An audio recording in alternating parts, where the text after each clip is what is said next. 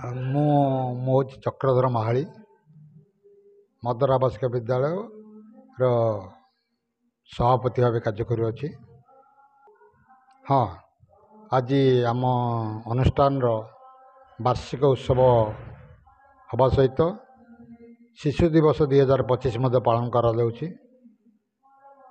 ଆଉ ଏହି ଅବସରରେ ଆମେ ସେଇ ମହାନ ଜନନାୟକ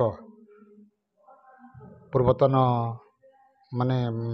ଭାରତର ସ୍ୱାଧୀନ ଭାରତର ପ୍ରଥମ ପ୍ରଧାନମନ୍ତ୍ରୀ ତାଙ୍କର ଏହି ଜନ୍ମ ଦିବସ ଅବସରରେ ଆମେ ସମସ୍ତ ସେଇ ଦିବସକୁ ଯେହେତୁ ଶିଶୁ ଦିବସ ଭାବେ ପାଳନ କରାହେଉଛି, ଆମ ବିଦ୍ୟାଳୟର ଶିଶୁମାନଙ୍କର ଉନ୍ନତି ଏବଂ ଦେଶର ଶିଶୁମାନଙ୍କର ପ୍ରଗତି ଉପରେ ଯେଉଁ ରହିଛି ଆମର ଏ ଦିବସର ଉଦ୍ଦେଶ୍ୟ, ତାହା କେମିତି ସାଧିତ ହେବ ଏବଂ ଆମେମାନେ ଶିଶୁମାନଙ୍କ ପାଇଁ କେମିତି କାମ କରିବୁ ଏବଂ ସେମାନଙ୍କର ସର୍ବାଙ୍ଗୀନ ଉନ୍ନତି କରିବା ପାଇଁ ଆମେ ଅହରହ କାର୍ଯ୍ୟ କରିବ, ସେଇଟା ହିଁ ଆମର ଆଜିର ଆହ୍ୱାନ।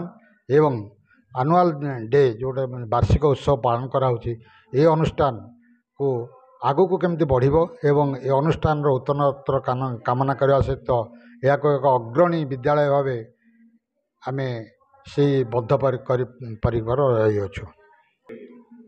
ଆମେ ଆମର ଶିକ୍ଷା ସହିତ ପିଲାମାନଙ୍କର ସର୍ବାଙ୍ଗୀନ ଉନ୍ନତି ବା ସେମାନଙ୍କର ମାନସିକତାର ହେଉଛି ବିକାଶ ଦିଗରେ ଆମେ ଯତ୍ନବାନ ଅଛୁ।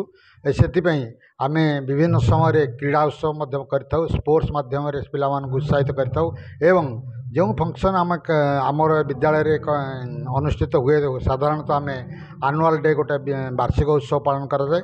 ମଧ୍ୟ ଆଉ ଗୋଟେ ଜାନୁଆରୀ ମାସରେ ଆମର ଆଉ ଗୋଟେ ପ୍ରତିଷ୍ଠା ଦିବସ ପାଳନ କରୁଛି। ଅନ୍ୟାନ୍ୟ ଦୁଇ ଗୋଟି ଉତ୍ସବ ନିଶ୍ଚିତ ଭାବେ ଆମେ ପାଳନ କରୁ। ଏହି ଉତ୍ସବର ମୂଳ ଲକ୍ଷ୍ୟ ପିଲାମାନଙ୍କୁ ଉତ୍ସବ ସହିତ ଜଡ଼ିତ କରିବା ଏବଂ ବିଦ୍ୟାଳୟର ପ୍ରସଙ୍ଗ ଉପରେ ସେମାନେ ଜାଣିବା ଦରକାର ଏବଂ ସେମାନଙ୍କ ମାନସିକ ବିକାଶ ଯେମିତି ହେବ, ସେଥିପାଇଁ ଆମେ ସାଂସ୍କୃତିକ କାର୍ଯ୍ୟକ୍ରମ ମଧ୍ୟ ରଖିଥାଉ।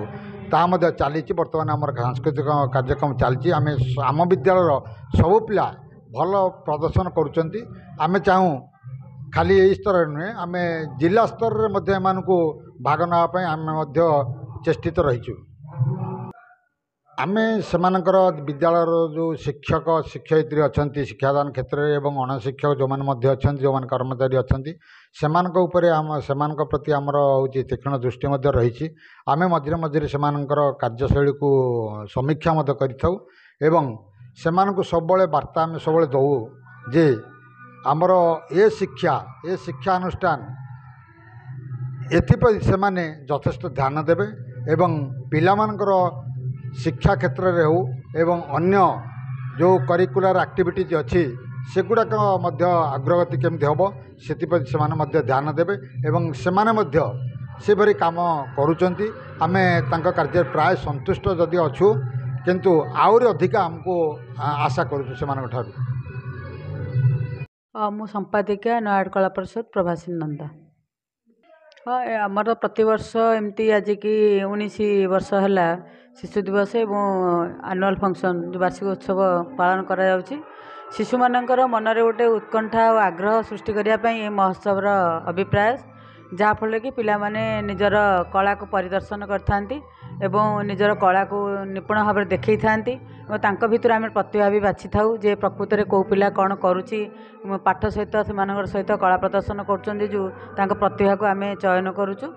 ଏବଂ ପିଲାମାନଙ୍କର ଭବିଷ୍ୟତ ଦେଖିବା ପାଇଁ ବା ତାଙ୍କୁ ଆଲୋକ ପଥ ଦେଖାଇବା ପାଇଁ ଏ ପ୍ରୋଗ୍ରାମର ଅଭିପ୍ରାୟ ରହିଯାଇଛି।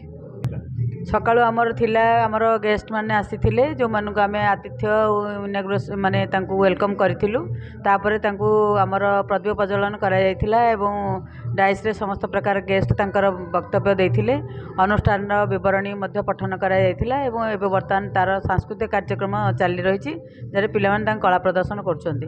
ଆମର ମୁଖ୍ୟ ଅତିଥି ଥିଲେ ଏକ୍ଜିକ୍ୟୁଟିଭ୍ ଇଞ୍ଜିନିୟର ଇଲେକ୍ଟ୍ରିକାଲ, ତାପରେ ଦ୍ୱିତୀୟରେ ଆମର ଥିଲେ ଆମର DLSA ଯିଏକି ଆଇନ ପ୍ରାଧିକରଣର ଅଧିକାରୀ ସମ୍ପାଦିକା ଥିଲେ ଏବଂ ଆମର CWC ଚେୟାରମ୍ୟାନ୍ ଥିଲେ, DCPO ଥିଲେ एवं समाजसेवी अमित कुमार साहू मध्य थिले आमर अनुष्ठान सभापति चक्रधर महाली थिले मु निजे उपस्थित थिली।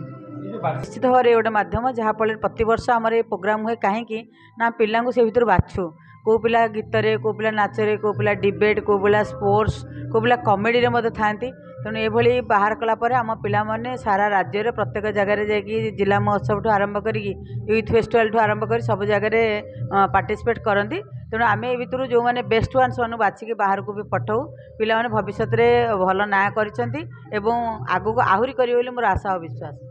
हाँ निश्चित से धन्यवाद देवी से प्रकृति में बहुत परिश्रम करती आम पिला केमती भल करेंगे और आईन श्रृंखला दृष्टि श्रृंखलित केमती हेबे एवं समस्ते जमी देखिए जे नाई यही अनुष्ठान पिला माने शिक्षक माने सब बहुत श्रृंखलित से ताकू से दर्शाइवाई निजर पारु पर्यंत चेष्टा करी पिला श्रृंखलित रखती और कार्यक्रम को आगे नियंती।